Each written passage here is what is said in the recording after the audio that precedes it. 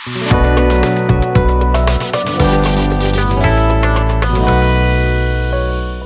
जी, तो कैसे हैं आप सब। जैसा कि लास्ट क्लास में प्रॉमिस किया था कि आगे वाले लेक्चर में कुछ एमसीक्यूज देखेंगे, कुछ इम्पोर्टेंट क्वेश्चन लेंगे।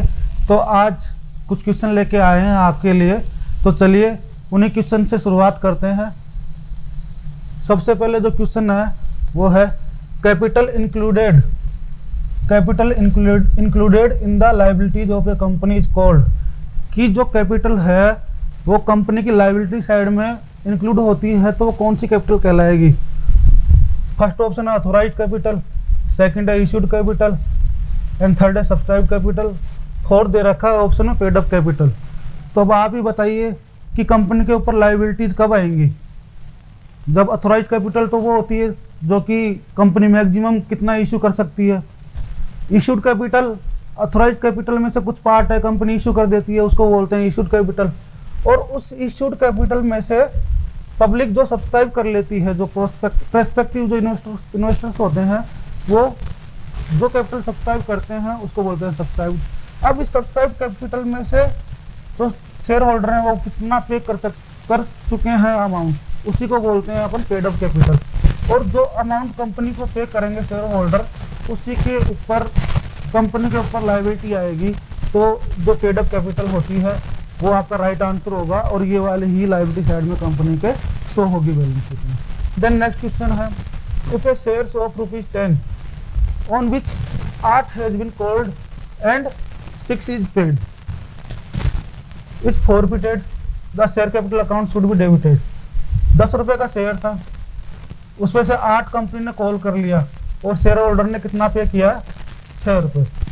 ये भी कंपनी ने फॉरफिट कर लिया। तो जो शेयर कैपिटल अकाउंट है वो कितने से डेबिट होएगा। जब फॉरफिचर वाला टॉपिक देखे थे तो उसमें कंपनी क्या एंट्री करती है, शेयर कैपिटल अकाउंट है वो डेबिट करती है। Share capital account debit to forfeiture, जितना अमाउंट पे कर दिया शेयर होल्डर ने उसको फॉरफिट कर दिए। एंड जो कॉल्स मांगी नहीं गई है उसको करती है कंपनी क्रेडिट। यहाँ पे 10 का शेयर था, 8 कंपनी ने कॉल कर लिए थे, तो 8 कंपनी ने कॉल कर लिए तो अपन कितने से कर रहे हैं डेबिट, 8 से कर रहे हैं ना। और 6 पे कर दिया था, 6 को फॉरफिट कर लेंगे। और जो बची ये 2 रुपये की कॉल्स वो मांगी हुई थी, जो शेयर होल्डर ने पे नहीं करी। तो यहाँ पे जो क्वेश्चन पूछ रहा है आपसे, वो पूछ रहा है कि शेयर कैपिटल अकाउंट में कितना डेबिट करेंगे। तो 8 रुपये डेबिट हो रहा है यहाँ पे, तो राइट आंसर आ जाएगा 8। Then third question when shares are forfeited the share capital account is debited with।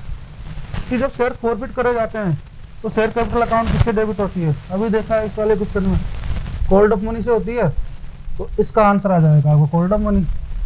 एक बात बता दूं गाइस आपको, जब भी आप क्वेश्चन देखें तो आप डायरेक्ट ना कंक्लूजन पे मत चले जाना। आप पहले जो 4 ऑप्शन हैं उनमें से देखना। कई बार क्या होता है क्वेश्चन में अपने को लगता है कि ये वाला ऑप्शन सही होगा, बट और भी ऑप्शन जो होते हैं जो मोस्ट सुटेबल ऑप्शन होगा ना वही आपको चूज करना है। देन देखते हैं नेक्स्ट क्वेश्चन। आई होप ये वाले क्वेश्चन आपको समझ में आ गए होंगे। फोर्थ क्वेश्चन क्या बोल रहा है, if the loss on reissue of shares is less than the amount forfeited the surplus of profit is transferred to. कि जब अपन किसी शेयर्स को फॉरफिट कर रहे हैं उसको देन री इश्यू कर रहे हैं अपन, तो उस पर जो लॉस हो रहा है उसको कहाँ से लेते हैं, फॉरफिटेड जो अमाउंट होता है उससे ले लेते हैं। जो फॉरफिट अकाउंट में बैलेंस बच जाता है उस वाले अमाउंट का क्या करते हैं, कौन से रिजर्व में ट्रांसफर करते हैं। पता है तो आप प्लीज़ एक बार कमेंट करके ज़रूर बता दीजिएगा, क्योंकि ये वाला क्वेश्चन लिया हुआ है अपना ऑलरेडी इस टाइप का, और इस टॉपिक को डिटेल में अपन ने डिस्कस भी करा था। तो बताएंगे आप एक बार कि कैपिटल रिजर्व में जाएगा या फिर रेवेन्यू रिजर्व में या प्रॉफिट एंड लॉस अकाउंट में, या तीनों में ही नहीं जाएगा। तो जो मोस्ट सुटेबल आंसर है वो है कि कैपिटल रिजर्व में ट्रांसफर करते हैं। एंट्री भी देखी थी अपन ने, इसकी एंट्री क्या होती है, forfeited account debit to capital reserve, ये एंट्री करते थे। तो यहाँ पे कैपिटल रिजर्व आपका राइट आंसर होगा। देन जो नेक्स्ट क्वेश्चन है वो देख लेते हैं। जे लिमिटेड है, क्या कर रही है जे लिमिटेड, री इश्यू कर रही है 2000 शेयर और उनको फॉरफिट भी कर ली by crediting forfeiture account by 2000 से। जो फॉरफिचर का अकाउंट है वो 2000 से क्रेडिट कर चुकी है कंपनी। ये शेयर है, कंपनी रीइश्यू कर रही है 8 रुपए पे। The amount transfer to capital reserve, question उसी से रिलेटेड है कि कैपिटल रिजर्व में कितना ट्रांसफर करेगी। 2000 शेयर्स थे, शेयर्स कितने थे 2000, और फॉरफीचर अकाउंट कितने से क्रेडिट करी थी कंपनी, 2000 से करी थी। ये भी देखो यहाँ पे अमाउंट का ना कंफ्यूजन क्रिएट हो सकता है, इंपॉर्टेंट क्वेश्चन है, थोड़ा ध्यान से देखिएगा इसको। अब क्या कर रही है कंपनी, पूछ रही है कि इन जो 2000 शेयर है इनको रीइश्यू कर रही है कंपनी कितने पे, 8 रुपए पे कर रही है। तो 8 रुपए पे कर रही है, 10 रुपए का था शेयर, तो 2000 शेयर्स पे 2 रुपए कंपनी और कहाँ से निकालेगी, फॉरफीचर अकाउंट से। लेकिन फॉरफीचर अकाउंट में तो 2000 रुपए हैं और कंपनी को निकालना कितना है 4000, तो फॉरफीचर अकाउंट में तो कुछ बच ही नहीं रहा, बल्कि और चाहिए अपने को। तो यहाँ पे जो अमाउंट आएगा वो नीला आएगा आपके इस वाले क्वेश्चन में। उसके बाद में जो 6th क्वेश्चन वो क्या बोलता है, if a shares of ₹100 on which 80 has been paid, share है 100 रुपए का है, 80 पे कर दिया शेयर होल्डर ने और उनको फॉरफिट भी कर लिया कंपनी ने। तो ये पूछ रहा है कि ये जो शेयर है जो 100 रुपए का था, 80 पे किया हुआ था और उसको फॉरफिट भी कर लिया था, तो कितने मिनिमम प्राइस पे इशू कर सकते हैं अपन। मिनिमम प्राइस कितनी हो सकती थी कि जो अपन ने फॉरफिट करा था, उसके अलावा जो शेयर होल्डर ने पे नहीं करा था वो अमाउंट का है, तो अपन उस पर रीइशू कर सकते हैं।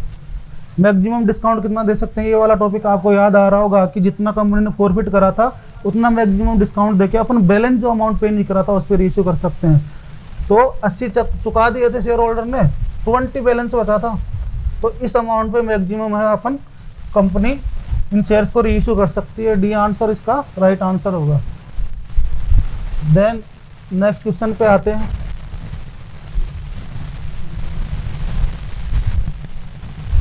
अब है 7th क्वेश्चन। 7th क्वेश्चन क्या बोलता है, जेड कंपनी क्या कर रही है, फॉरफिटेड 100 शेयर्स ऑफ ₹10, 100 शेयर्स है 10 रुपए के, उनको कर रही है forfeit for non payment of final call of ₹2, 2 रुपए की फाइनल कॉल थी, वो पे नहीं करा था शेयर होल्डर ने।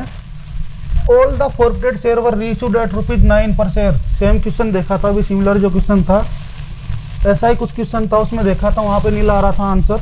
तो ये वाला क्वेश्चन कुछ अलग है, इसमें क्या बोलना चाह रहा है कि 100 शेयर थे 10 रुपए के, नॉन पेमेंट हुआ कितने रुपए का, 2 का,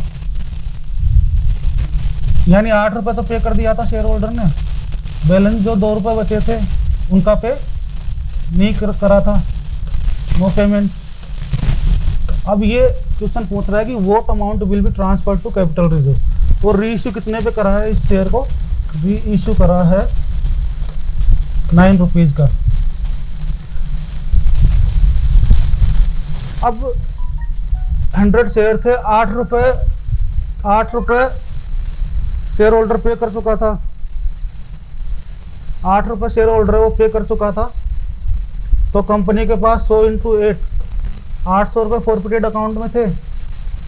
अब इन 100 शेयर्स को 9 रुपए पे रीइश्यू कर रहा है, 9 रुपए पे अगर रीइश्यू कर रहा है तो 1 रुपया अभी भी चाहिए, यहाँ पे 1 रुपया अपने को चाहिए, तो वो जो ये 800 रुपये है वहाँ से 100 शेयर पे 1 रुपया और निकाल लेगा, तो मतलब 100 रुपये निकाल लेंगे, तो 800 - 100 700 रुपये है वो कैपिटल रिजर्व में ट्रांसफर हो जाएगा। ये आंसर इसका राइट आंसर होगा।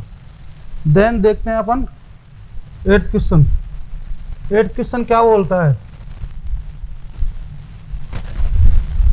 Forfeiture of share results in the reduction of, कि जो अपन फॉरफिचर कर रहे हैं शेयर्स पे, उस अमाउंट से कौन सी कैपिटल को अपन कम करेंगे, पेड अप कैपिटल को या फिर ऑथोराइज कैपिटल को या फिर फिक्स्ड एसेट्स को। ऐसा तो कुछ ऑप्शन में था, ऑप्शन में है, बट अपने जो देखा था फॉरफिचर वाला टॉपिक फिक्स्ड एसेट से रिलेटेड तो कुछ आया नहीं था, या फिर रिजर्व कैपिटल को।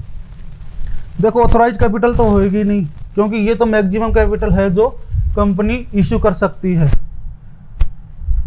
रिजर्व कैपिटल थी वो कंपनी बाउंडिंग, जब कंपनी अपने आप को बाउंड अप करती है तो उस टाइम पे वो रिजर्व में बचा के रखती है, तो ये वाला ऑप्शन भी नहीं आएगा। तो पेड अप कैपिटल है वो आपके फॉरफिटेड जो अमाउंट है उससे कम हो जाएगी।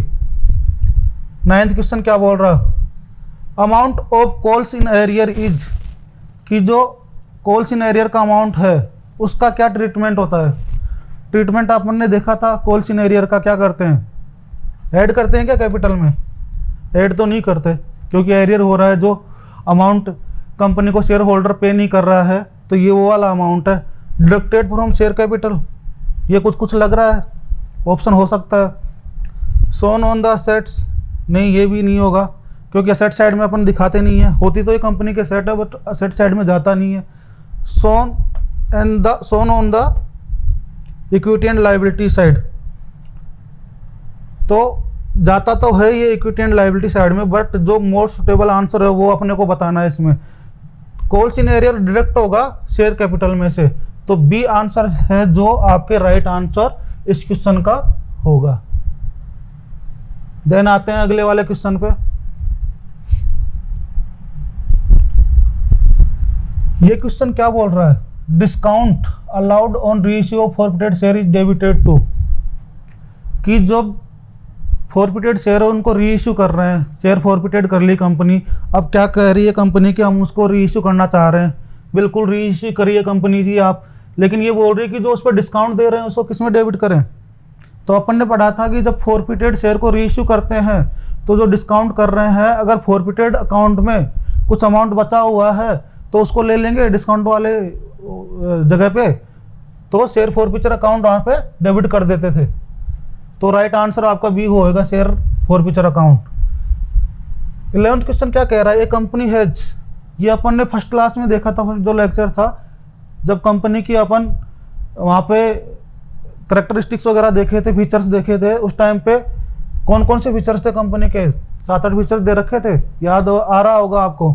तो फर्स्ट जो फीचर बता रखी है सेपरेट लीगल एंटिटी, बिल्कुल सेपरेट लीगल एंटिटी फीचर्स में पढ़ा था अपन ने। परपेचुअल एग्जिस्टेंस भी है कंपनी का, ये वाला फीचर्स भी था। लिमिटेड लाइबिलिटी, बिल्कुल लिमिटेड लाइबिलिटी होती है शेयर होल्डर की। तो आंसर क्या रहेगा आपका? ऑल ऑफ द अबव, तीनों जो ऑप्शन है वो कंपनी की करेक्टरिस्टिक्स हैं, सॉरी करेक्टरिस्टिक्स बोल दो या फिर फीचर्स बोल दो, तो आपका डी अमाउंट इसमें करेक्ट आंसर होगा। Then 12th question, the liability of the members in a company is, क्या होती है? मेंबर्स की लाइबिलिटी देखी थी अपन ने, ये भी कंपनी के फीचर्स में ही था, एक फीचर था कंपनी का लिमिटेड। अभी यहीं पे आ रहा है ऊपर वाले क्वेश्चन में, ऊपर वाले क्वेश्चन में बता रखा है लिमिटेड लाइबिलिटी, तो आंसर तो ये हो जाएगा। फिर भी अपन 3 ऑप्शन और देख लेते हैं। अनलिमिटेड तो नहीं होती, स्टेबल भी नहीं होती, फ्लक्चुएट थोड़ी ना करती है कंपनी की जो लाइबिलिटी होती है मेंबर की, तो राइट आंसर तो लिमिटेड होगा इसका। देन आते हैं नेक्स्ट क्वेश्चन पे। नेक्स्ट जो क्वेश्चन है वो क्या बोल रहा है? 13th क्वेश्चन है आपका, ये बोल रहा है under the provision of companies act company can issue, कि कंपनी है वो कौन कौन से शेयर इशू कर सकती है। देखे थे अपन जब टाइप्स ऑफ शेयर्स पढ़ रहे थे कि कंपनी कितने प्रकार के शेयर है वो इशू कर सकती है। 2 प्रकार के शेयर देखे थे उस टाइम पे, इक्विटी शेयर और प्रेफरेंस शेयर। तो इसमें दे रखा है, अब देखो ये क्वेश्चन घुमा के थोड़ा ट्रिकी क्वेश्चन है। ऑप्शन तो दोनों आ रहे हैं, ओनली इक्विटी शेयर्स वाला भी ऑप्शन आ रहा है और आपके प्रेफरेंस शेयर वाला भी ऑप्शन आ रहा है। अब अपन क्या करेंगे, अगर मान लो एक ही ऑप्शन पढ़ के और आंसर दे दी तो ये आंसर करके आ जाएंगे जल्दी में, बट ये आंसर गलत होगा आपका, तो ये जल्दबाजी आप एग्जाम में ना दिखाएं। तो इसमें जो सी ऑप्शन है वो क्या बोल रहा है? Preference share and equity share, तो ये वाला आंसर इसमें राइट आंसर होगा। Then next question, right shares are the shares which, कि राइट शेयर कौन से होते हैं? राइट शेयर होते हैं कि जैसे मान लो एग्जिस्टिंग शेयर होल्डर होते हैं, अब कंपनी क्या है कुछ शेयर मार्केट में इश्यू करना चाह रही है, एग्जिस्टिंग शेयर होल्डर हो गए, कंपनी मार्केट में शेयर इशू करना चाह रही है, तो इन शेयर्स पे कंपनी है जो सबसे पहले ऑफर करेगी किनको? जो एग्जिस्टिंग शेयर होल्डर को, कि भैया हम शेयर लेके आ रहे हैं नए, तो आप खरीदना चाहोगे? तो अगर ये शेयर होल्डर हैं वो उन शेयर्स को अगर सब्सक्राइब करते हैं तो इनका राइट पहले होता है एग्जिस्टिंग शेयर होल्डर को, तो उनको राइट इशू बोलते हैं। ऑप्शन देख लेते हैं एक बार। Are issue to the direction, ये कुछ प्रिंटिंग या टाइपिंग मिस्टेक है, यहाँ डायरेक्टर आएगा, director of the company, director को इशू नहीं करती। Are issue to existing share holder of the company, ये वाला सुटेबल लग रहा है, बट और ऑप्शन भी देख लेते हैं। और issue to promoters in consideration of the services, नहीं, ये वाला ऑप्शन भी नहीं होगा। Are issue to the vendors for purchasing of assets, ये वाला ऑप्शन भी नहीं होगा। तो जो मोस्ट सुटेबल आंसर है वो है आपका बी, ये आंसर करेक्ट होगा। देन 15 क्वेश्चन क्या बोलता है, A company issue the share at premium under which section of Indian Companies Act 2013। Section से रिलेटेड क्वेश्चन भी आपके आ सकते हैं। कुछ मोस्ट सेक्शन होते हैं, कुछ इंपॉर्टेंट सेक्शन है, वो आप जब रीड आउट करें तो ध्यान में रखो कि वो सेक्शन कौन कौन से हैं। तो सेक्शन 52 होता है, ये तो आपको याद ही रखना पड़ेगा, इसमें कोई लॉजिक वगैरह नहीं है। तो सी आंसर इसका राइट आंसर होगा।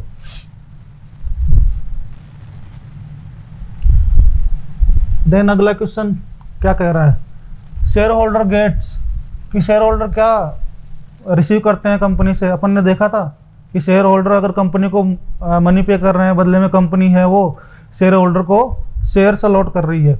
अब उन शेयर्स पे जो शेयर होल्डर है कुछ ना कुछ तो रिटर्न में चाहेंगे, तो उनको इंटरेस्ट रिसीव होता है क्या? कमेंट करके ज़रूर बताएं आप कि इंटरेस्ट रिसीव होता है या नहीं होता, या डिविडेंड जाता है, या फिर कमीशन जाता है, या प्रॉफिट जाता है।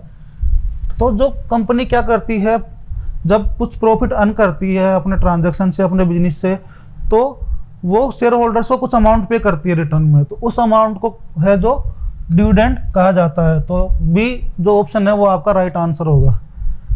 Then next question, premium on issue of share is a, कि जब कंपनी शेयर्स को सिक्योरिटी प्रीमियम या प्रीमियम पे इश्यू करती है, सिक्योरिटी प्रीमियम रिसीव करती है, तो वो क्या होता है कंपनी के लिए? कैपिटल गेन होता है, या फिर कैपिटल लॉस होता है, या जनरल प्रॉफिट होता है, या जनरल लॉस होता है? तो ये कंपनी के लिए कैपिटल गेन होगा। ए आंसर है वो आपका इसका राइट आंसर होगा। Premium on issue of shares is shown on which side of the balance sheet, जो प्रीमियम है वो कंपनी अपने बैलेंस शीट में किस साइड में दिखाती है? असेट साइड में दिखाती है या फिर लायबिलिटी साइड में? कंपनी शेयर होल्डर से प्रीमियम ले रही है, तो वो कंपनी के लिए एक तरीके से लायबिलिटी है। तो बी आंसर है वो आपका इसमें राइट आंसर होगा। देन आते हैं नेक्स्ट क्वेश्चन पे।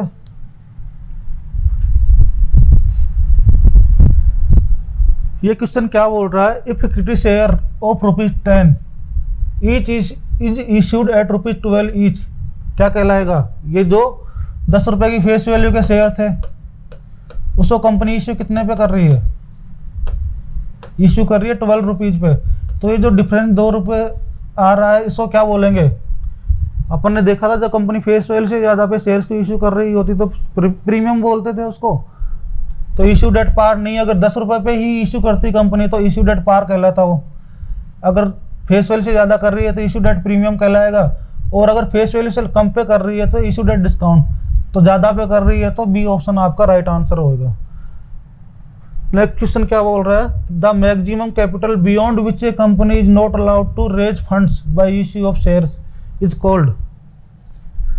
ये बोल रहा है कि कंपनी ऐसा कौन सा मैक्सिमम कैपिटल का अमाउंट है कि उससे ज़्यादा का शेयर्स कंपनी मार्केट में इश्यू नहीं कर सकती। अपन ने देखा था जब टाइप्स ऑफ शेयर कैपिटल पढ़ी थी, उस टाइम पे इश्यूड कैपिटल कौन सी होती है ये भी पढ़ा था, रिजर्व कैपिटल कौन सी थी ये भी पढ़ा था, ऑथोराइज कैपिटल कौन सी थी, ये फर्स्ट ही टाइप था कंपनी का, एंड सब्सक्राइब कैपिटल।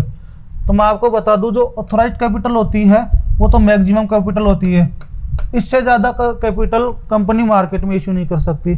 अब इस ऑथोराइज कैपिटल में से कंपनी कुछ कैपिटल इशू करेगी मार्केट से फंड रेज करने के लिए, एंड इस इशूड कैपिटल में से कुछ शेयर होल्डर या जो इन्वेस्टर्स हैं वो शेयर्स को सब्सक्राइब करेंगे तो उसको बोलेंगे सब्सक्राइब कैपिटल। और रिजर्व कैपिटल के बारे में आपको बताया था, ये कंपनी रिजर्व करके रखती है कैपिटल को कि जब उसको इन फ्यूचर में जब वो वाउंड अप होएगी तो जो शेयर होल्डर या जो उसके क्रेडिटर वगैरह है उनको पेमेंट करने के लिए शेयर होल्डर से वो उस टाइम पे अमाउंट मांगती है, उसको रिजर्व कैपिटल कहते हैं। तो इसका आंसर है कि ये पूछ रहा है मैक्सिमम कैपिटल कौन सी है कि उससे ज़्यादा इशू नहीं कर सकती, तो वो तो भैया ऑथोराइज कैपिटल है ना, तो ऑथोराइज कैपिटल आपका राइट आंसर होगा। अब बोल रहा है 21वां क्वेश्चन क्या बोल रहा है, एज पर टेबल ऐप बताया था आपको, इंटरेस्ट रेट दी हुई थी, the maximum rate of interest on calls in advance is paid. इससे पिछले वाली क्लास में एक क्वेश्चन था उसमें कॉल्स इन एरियर पे पूछ रहा था कि कितना मैक्सिमम इंटरेस्ट है वो कंपनी ले सकती है, क्योंकि कॉल्स इन एरियर हो रहा है तो शेयर होल्डर से इंटरेस्ट लेगी, वो 10% था उस वाले आंसर में। और इसमें पूछ रही है कि अगर कौन जो शेयर होल्डर है वो एडवांस मनी पे कर रहा है, जिसको कि कॉल्स इन एडवांस बोलते हैं, तो उस एडवांस मनी पे कंपनी कितना पे कर सकती है मैक्सिमम इंटरेस्ट। तो वो वाला 12% अपन ने देखा था जब ये वाला अपन टॉपिक पढ़े थे। देन देखते हैं नेक्स्ट क्वेश्चन कि नेक्स्ट क्वेश्चन क्या कह रहा है। As per the companies act only preference share which are redeemable within can be issued, कि जो प्रेफरेंस शेयर है और उनको रिडीम करने के लिए जो मैक्सिमम जो ईयर होते हैं वो कितना प्रिस्क्राइब किया गया है कंपनीज एक्ट के द्वारा। 24 ईयर्स ये वाला ऑप्शन भी रॉन्ग है, 22 ईयर्स ये भी रॉन्ग है, 30 ईयर्स में भी नहीं। जो राइट आंसर है वो है 20 ईयर्स की। 20 ईयर्स मैक्सिमम लिमिट है, उसके बाद में कंपनी को प्रेफरेंस शेयर को रिडीम करना ही पड़ेगा। कंपनी चाहे तो उससे पहले भी कर सकती है, वो कंपनी के ऑप्शन पे डिपेंड करता है। Then next question, which one of the following is the registered capital of the company, कि ये जो ऑप्शन दिए गए हैं 4, इनमें से रजिस्टर्ड कैपिटल कौन सी है कंपनी की, जो कंपनी रजिस्टर्ड करवाती है जब अपने आप को इनकॉर्पोरेट करती है। तो एमओए में इनकॉर्पोरेट करवाती है, डिस्कस किया था इसके बारे में अच्छे से। पेड अप कैपिटल, ना जी ये वाला ऑप्शन तो नहीं होगा, क्योंकि ये तो कंपनी जब शेयर कॉल करती है तो उस टाइम पे पेड कितना करा है शेयर होल्डर ने उसको बोलते हैं। अनकॉल्ड कैपिटल, अनकॉल्ड कैपिटल कौन सा होता है कि कंपनी ऑथराइज कैपिटल में से कितना कॉल कर लेती है, उसके बाद में जो बचा हुआ पोर्शन होता है वो अनकॉल्ड होता है। ऑथराइज कैपिटल, ये वाला आंसर राइट होगा आपका कि रजिस्टर्ड तो ऑथराइज कैपिटल को ही करवाती है। ऑथराइज कैपिटल वो होती है कि कंपनी मैक्सिमम कितना मार्केट में शेयर ले सकती है। इशूड कैपिटल भी इसका आंसर होएगा नहीं, तो राइट आंसर सी हो गया। Then dividends are usually paid on, कि डिविडेंड्स है वो कौन से अमाउंट पे किया जाता है, कौन सी कैपिटल पे किया जाता है। तो ये वाला ट्रिकी क्वेश्चन है, इसमें आप कंफ्यूज हो सकते हो। ऑथराइज कैपिटल इस पर तो होगा ही नहीं, ये तो मैक्सिमम कैपिटल है जो कंपनी इशू कर सकती है। इशूड कैपिटल, ये तो इशू कराया, अभी पता ही नहीं लग रहा है शेयर होल्डर ने कितना पे करा है कितना नहीं करा है। Called up capital, issued capital में से कितना मांग लिया है कंपनी ने, उस पर वो भी देखते हैं एक बार। पेड अप कैपिटल, अब ये जो कॉल्ड अप कैपिटल थी उसमें से कितना शेयर होल्डर ने पे करा है, तो भैया जितना अमाउंट शेयर होल्डर ने पे करा है उसी पे तो कंपनी डिविडेंड देने के लिए लायबल रहेगी ना। जो अमाउंट पे ही नहीं करा तो उस पर क्यों देगी, तो राइट आंसर डी होगा आपका। देन देखते हैं नेक्स्ट क्वेश्चन। नेक्स्ट क्वेश्चन है, if vendors are issued fully paid share of ₹2 lakh in consideration of net assets of ₹2,20,000, the balance of 20,000 will be credit to. Fully paid save कर रही है 2 लाख के, और नेट असेट कितनी आ रही है 2,20,000, तो ये बैलेंस जो 20,000 रुपये बच रहा है वो क्रेडिट किस में करेगी, कि असेट तो आई है अपने पास 2,20,000 की। ये वाला टॉपिक वो है जब कंपनी इश्यू कर रही है शेयर अदर देन कैश, कुछ मशीनरी असेट्स वगैरह परचेज कर रही थी, तो असेट्स आ रही है 2,20,000 की और शेयर इशू कर रही है ओनली 2 लाख की, तो 20,000 क्या कौन सा अकाउंट में ये क्रेडिट होएगा। तो ये तो एक तरीके से कंपनी के लिए कैपिटल प्रॉफिट हो गया ना। तो कैपिटल प्रॉफिट को अपन क्या करते हैं, कैपिटल रिजर्व में ट्रांसफर करते हैं, गुडविल भी नहीं होएगी, ये कैपिटल रिजर्व अकाउंट में ट्रांसफर होएगा। तो ये वाला आंसर आपका राइट आंसर होगा। देन ये क्वेश्चन क्या बोल रहा है, 10,000 इक्विटी शेयर हैं, बिल्कुल है जी। 10 रुपये के शेयर हैं, बिल्कुल 10,000 शेयर हैं, और फेस वैल्यू कितनी है 10 रुपये। Each were issued to public at premium of ₹2 per share, 2 रुपये का प्रीमियम दिया है कंपनी ने, लिया है, तो 12 रुपये भी इशू करे गए, ठीक है। और ये प्रीमियम कहाँ पे करने के लिए बोला है कंपनी ने, अलॉटमेंट पे, तो अलॉटमेंट पे रिसीव होगा कंपनी को। Application were received for ₹12,000 share, amount of security premium account will be, ये बोल रहा है कि एप्लीकेशन रिसीव हुई है, वो यहाँ रुपीज़ गलत है, 12,000 शेयर्स पे रिसीव हुई है एप्लीकेशन मनी, यानी और सब्सक्रिप्शन हो गया कंपनी के पास में। तो अब ये बोल रहा है कि जो अमाउंट ऑफ सिक्योरिटी प्रीमियम है वो कितने से होगा, तो 12,000 शेयर हैं, कंपनी 10,000 शेयर ही इशू करेगी, 2,000 शेयर उनको तो रिटर्न कर देगी। तो 10,000 शेयर पे तो कंपनी क्या करेगी, सिक्योरिटी प्रीमियम का अमाउंट लेगी, कितना, 2 रुपये है, तो 20,000 सिक्योरिटी प्रीमियम का अमाउंट आ जाएगा। ए ऑप्शन आपका राइट आंसर होगा। देन नेक्स्ट क्वेश्चन क्या बोल रहा है, ए लिमिटेड है जी, क्या कर रही है, ए लिमिटेड परचेज कर रही है एक मशीनरी, कितने रुपए की, 1,80,000 की परचेज कर रही है। For which it is paying by issue of share, कितने शेयर इशू कर रही है, 100 रुपये के, 100 रुपये के शेयर इशू कर रही है, कितने करेगी वो भी देख लेते हैं। और प्रीमियम कितना, 20%, तो 100 रुपये पे 20% प्रीमियम लेगी तो कितने का शेयर इशू हो गया, 120 रुपये का शेयर हो गया। अब क्वेश्चन पूछ रहा है कि कितने शेयर है, कितने शेयर है वो कंपनी इशू करेगी। तो अपन ने देखा था ये वाला कि share issued other than cash, उस वाले ऑप्शन में देखा था कि असेट्स कितने की परचेज कर रही है और कितने रुपए का शेयर है वो कंपनी इशू कर रही है, उससे डिवाइड कर देंगे तो अपने नंबर ऑफ शेयर आ जाएंगे। तो इसको अगर इससे डिवाइड करेंगे तो 1500 शेयर आपके आ जाएंगे और राइट आंसर आपका होगा सी। देन देखते हैं अगला क्वेश्चन, वो क्या बोलता है।